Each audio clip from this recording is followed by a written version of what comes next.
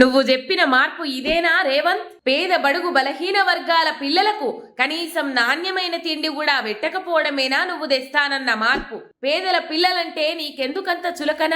కాంగ్రెస్ ప్రభుత్వం పెట్టే విషాహారం వల్ల పిల్లలు ఆసుపత్రుల పాలైతుంటే చూసేతందుకు టైం లేదు గాని ఢిల్లీకి టూర్లేసేతందుకు మాత్రం నీకు టైం ఎట్లా దొరికింది రేవంత్? వందల సంఖ్యలో ఫుడ్ పాయిజన్ ఘటనలు జరుగుతుంటే కనీసం విచారణ చేసి చర్యలు తీసుకున్నవా? చర్యలు తీసుకోకపోగా కురుకురేలు తిని పిల్లలు అనారోగ్యం పాలైందని చెప్పించి సమస్యను తప్పుదో పట్టిస్తావా? ఎంత దౌర్భాగ్యం!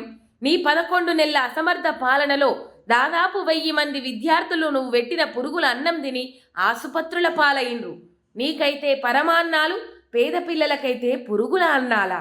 ఇదేనా నీ ఏడాది పాలనలో నువ్వు సాధించిన విజయం?